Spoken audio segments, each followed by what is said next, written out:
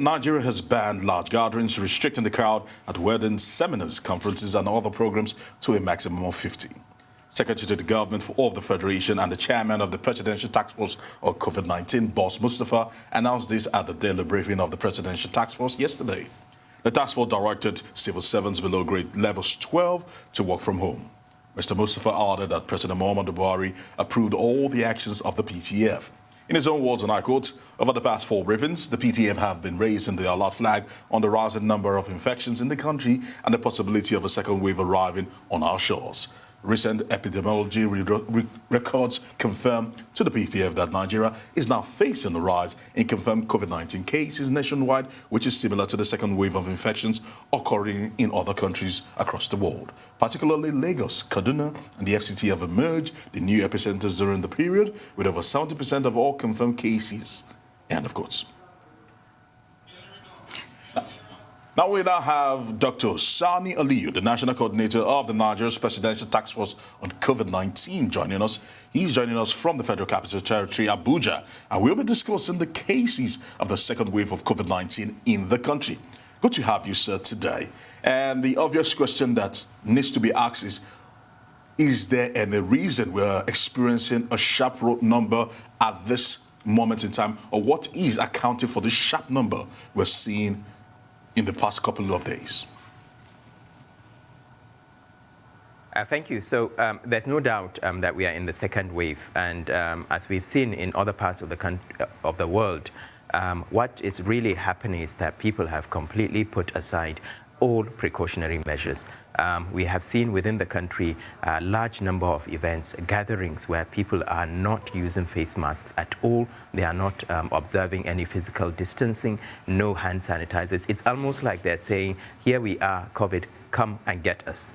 And this is why the numbers are going up. The level of community transmission in the country is very high at the moment.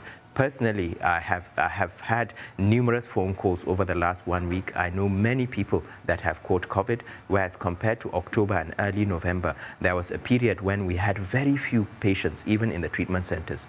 So even without testing widely, we know that there's a problem. And this problem is strongly linked to the level of community transmission. People need to be aware that this virus has not gone away. This job is not done yet. It is still killing people in the same way it was killing people back in March, April. And we really need to start protecting ourselves.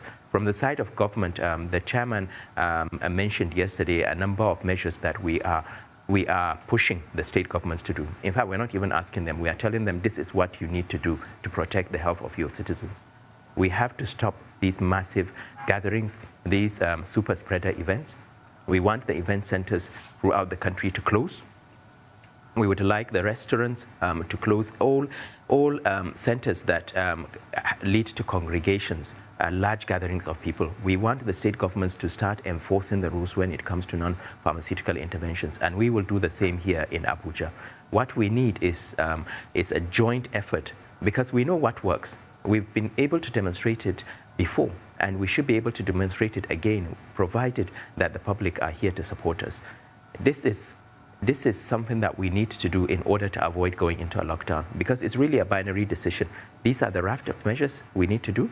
These are the things that the community, the society needs to work with us in order to interrupt transmission. The other alternative, none of us wants. None of us wants a lockdown, because we know the impact this will have on our economy. So those measures, those new implementation guidelines will be rolled out. We will publicize them, but this time around we're working closely with the state governments, because we know that with enforcement we really need to support the state governments and make sure that these actions are carried out. And in the same way, we've also requested, certainly from the federal side, we expect all civil servants grade level 12 and below to stay at home from now on until after the new year, and we'll let them know we've been given an approval for up to 5 weeks by Mr. President. So stay away. Okay. In the same way, when it comes to religious gatherings, places of worship, etc., we are asking for a reduction in the size of congregations that are indoors by 50%. And if you're having more than 50 persons, preferably do any gathering outside.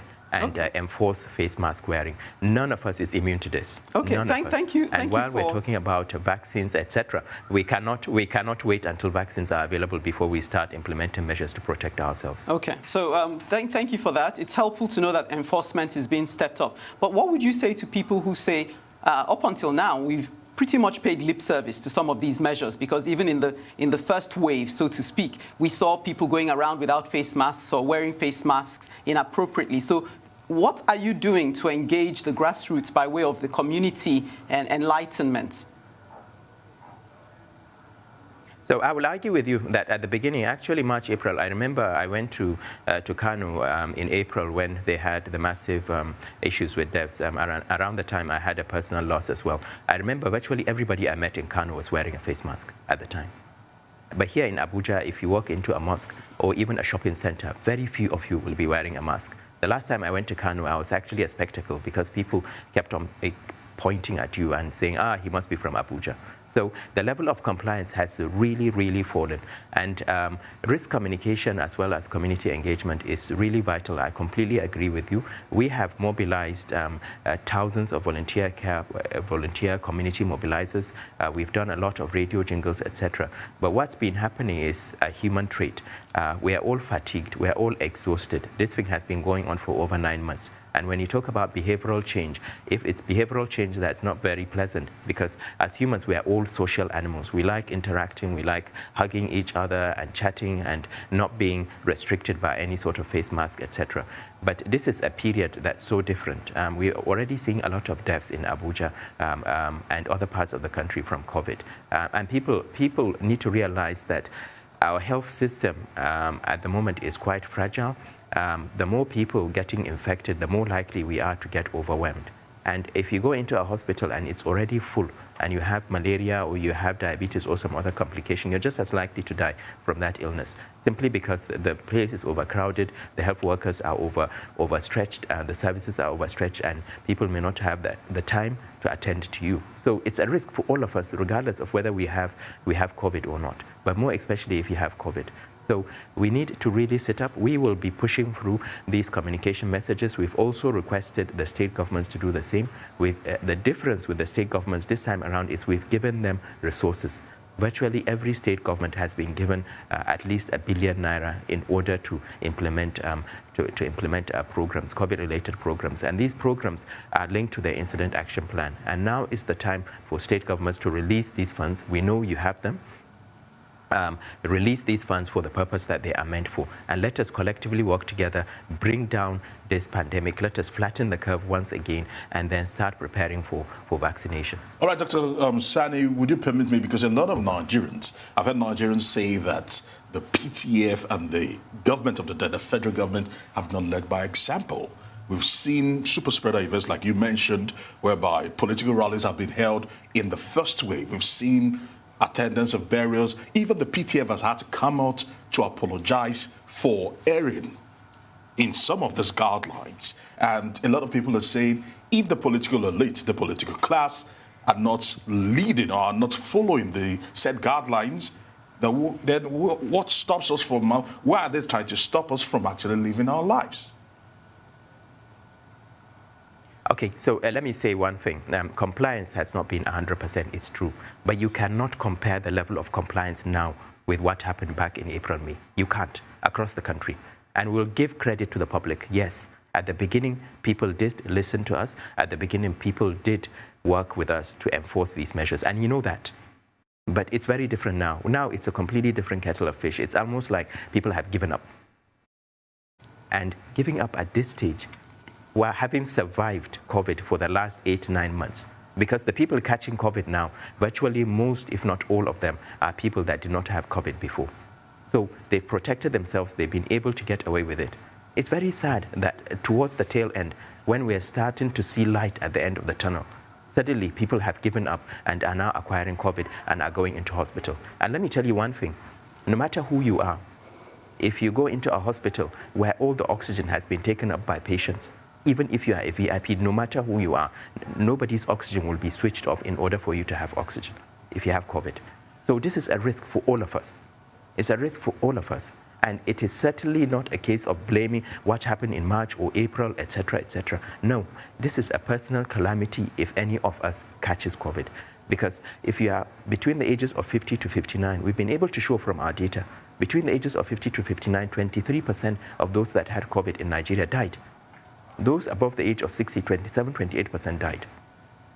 So it's no longer a case of argument, etc. You put yourself at risk, you end up catching a deadly disease, and what happens? It becomes a personal calamity. So do not follow the crowd. That's what we are saying. If you go into a mosque and nobody else is wearing a face mask, so what? You wear a face mask, because if you catch it, the others are not going to say, oh, really sorry, you caught COVID. No, you're on your own. And the risk of death is still high. It's still significant for an illness. Yes, the majority will get away with it. 80% will probably have a mild illness, and some may not even know it. But 20% will require oxygen or some sort of intervention. And of those, 5% will end up going to ITU. And I can tell you, even our ICU facilities are already overstretched. We have a hospital in Abuja here in Gwagwalada where all the oxygen is going towards the COVID patients. And they have cancelled routine surgeries and operations. Okay, if I may come in here, and just situation now. We are in a completely different situation now than we were in March, April. Okay. So we really need to work together. It's not a case of blaming one group or the other. We need to work together and make sure that we survive this episode. Okay. Just looking ahead in terms of prevention, what decision has been arrived at regarding preventing the strain found in the UK? Are we planning to ban flights from the UK coming into Nigeria? So we've looked at this yesterday at the PTF meeting, and we've looked at the various scenarios and options. And what we know from what we have studied, both based on the strain itself and based on the science, as well as the impact that any sort of travel ban will have. For the moment, we're going to intensify the current measures we have in terms of double testing. We are one of the few countries that double test. We will be announcing the list of passengers that we will be banning from flights over the next 6 months because they have not complied with our protocol. We are also working with the regional countries because we understand if we ban a flight, let's say we ban a flight from Britain, people will just go to Cotonou or Ghana and come in. So that's not the solution. You need a regional approach to this issue. In addition to that, even the European countries, some of whom have banned flights, they ban flights for 24, 48 hours in order to reassess the situation. So this is an emergent scenario. At the moment, we have not banned any specific flights, but we've already put in place measures right from the beginning to make sure that we reduce the risk of transmission. But what is even more important is even if you come in with COVID into the country and we diagnose you, because the majority were already receiving flu, you cannot even board a flight without having a COVID-19 test. Once you come into the country, we'll pick you up at day 7, provided you have complied with our protocols. But what's even more critical is if the community continue to observe all these non-pharmaceutical interventions, even if you come across a person with COVID, you should not catch it. The thing to do is to assume that anybody you meet, whether it's a family member or outside, may potentially have COVID, and make sure that you protect yourself in that regard. Large gatherings, events have to stop, and we will make sure that we work with the state governments to enforce this.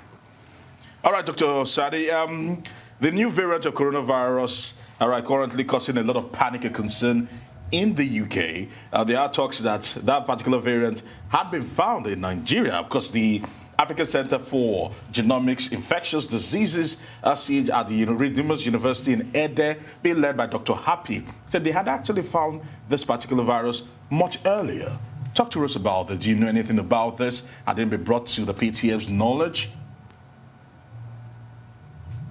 So we have reached out to Professor Happi to seek additional clarifications with regards to this, and we're also talking to NCDC. What is really vital at this stage is to immediately do sequencing. I know the sequencing that Professor Happi's group have done in the past involved about 250 samples. So that's really low. What we need to do, and most of the things he did, I think, was in August, back in August or September. So we are much, much further down the line now. And what we need to do is to make sure that we sequence as many isolates as we are now. But just to allay public anxiety, The strain that has been described in the UK and also now in South Africa and Australia and a few other countries, what has been shown is that it is more transmissible based on growth studies. But there's no human epidemiological link that suggests that it is more deadly at the moment.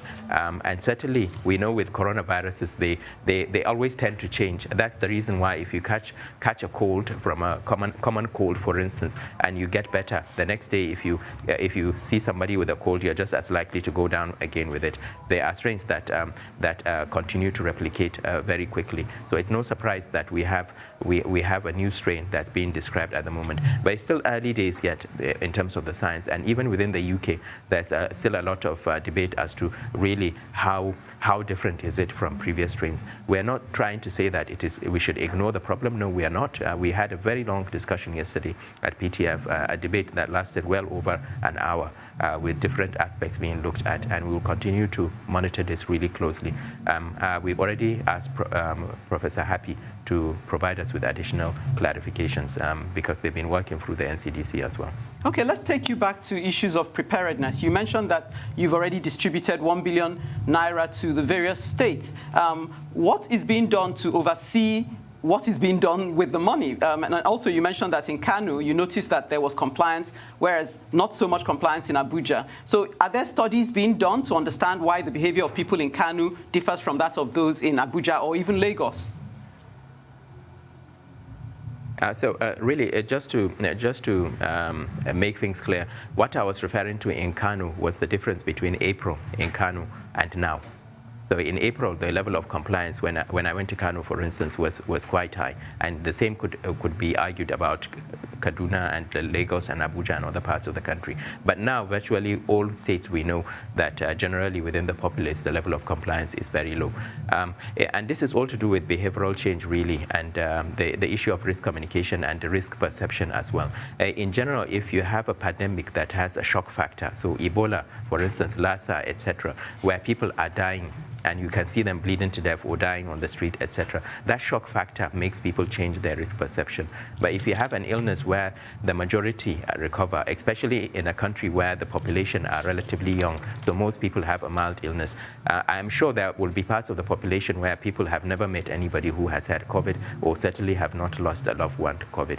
But those of us working within the public health sphere, particularly in health, know the impact that this is having on families. And even at a country level, you can COVID has killed a lot of our people. We've had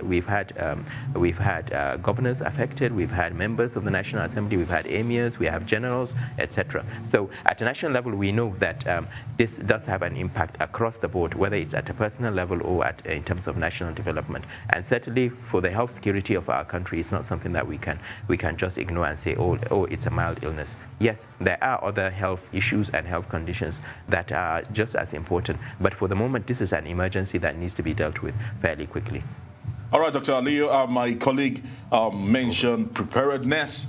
Now, talking about that, if I was still to press it even further, how many of the isolation centers have been reactivated till date? That's one. The second question I want to find out, there were talks about having seroprevalence surveys carried out in some few states. What has the PTF learned from this particular survey to help plan for the future? So let's start with the survey. So the results of the survey are still being looked at. It was conducted through NCDC with partners. We haven't had a formal report yet. But from what I've gleaned so far from the survey, it looks like the majority of Nigerians actually were not exposed to COVID-19. It was only a very small fraction that came up positive. And we're talking about the antibody levels here, the level of immunity. And even the seroprevalence that looked at the incidence of COVID, I believe the prevalence was less than 1%. So really, really very low as at the time they did the seroprevalence. But remember, this was done at a time when things were already coming down. We were really on a downward trajectory. So it's not very surprising. I'm sure if we repeat that again now, we will have a completely different picture. In terms of the treatment centers, we've already issued an advisory to all the state governments requesting them to reopen their treatment centers. Here in Abuja is what I know, and I know within Abuja we've reopened the Dome. Idu is being opened as well. Gwagwalada is functioning. The National Hospital, they went down to 5 beds at one point because they had very few patients and they had to open their pediatric ward. And we've directed them through the Honorable Minister of Health to reopen the beds that they have closed. And I know they've just set up a new COVID-19 team of physicians because definitely the numbers are going up. Lagos have also reopened some of their facilities. I expect that a lot of state governments, it's inevitable because you only need to look at the numbers on a daily rate to know that there's going to be an issue over the Christmas holidays. It's going to be very difficult for us over the coming weeks, and that's why we should all really protect ourselves. Now is the time to stay at home if you can. Now is the time to make sure you wear a face mask and keep your distance. The coronavirus is spreading. It's getting opportunities. It wants to celebrate Christmas with us, and we should not allow it to do so. I like the way you put it. It's true. Yes, no, we hear you. But if you don't mind my harping on about preparedness, because for me it goes towards trust. True. We heard from a doctor earlier who said our lack of preparedness is evident in the way we arrive at decisions. So perhaps you could help us, again, referencing the studies. How do you arrive at the figures you arrive at, the numbers who should not attend, 50% in public gatherings, in churches? Are there studies that are being carried out? If so, what have they yielded, like my colleague referenced? So you don't need rocket science to be told.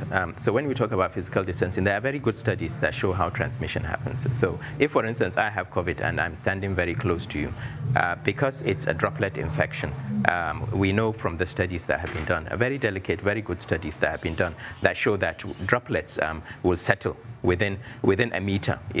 Droplets will certainly not reach somebody who's at a 2-meter distance. So let's say we are in a room, you and I, and it's a room with a collection of people. The way we look at it is, if both of you stretch your hands, you shouldn't touch each other. If you cannot touch each other, if I cough and I have COVID, I'm not going to spill it over onto your face, etc. So it's one of the reasons why we reach these sort of figures. And it's usually an escalation thing, because remember, sometimes we'll say a collection of not more than 20 people, a collection of not more than 5 people. Even in the UK, when they do their lockdowns, initially they will talk about not more than 2 or 3 families meeting, and then they would restrict. So it depends on the level of the pandemic you are in.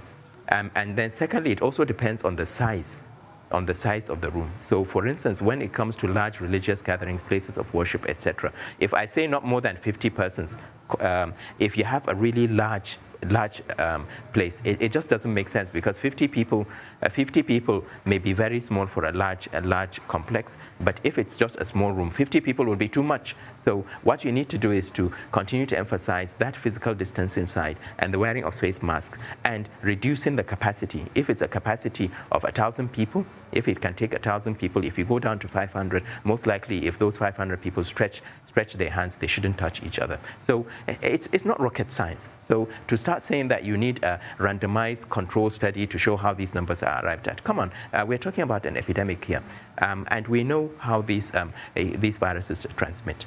So all I can say is the advice we give will continue to change depending on the severity of the epidemic. From 50, we can come down to 20, we can come down to 10, we can at some point say lockdown, but we don't want to lock down. And that's why it becomes a binary decision. These are the things we need to do now to get on top of the problem, because we know we've been on top of the problem before. And this is the alternative. If people prefer the alternative of a lockdown, then I'm sorry, that will destroy our economy and probably destroy our country in the process. All right, I want to say many thanks to you, Dr. Sani Aliyu, the National Coordinator of the Nigeria Presidential Task Force on COVID-19. Thank you for your time here on Newsday.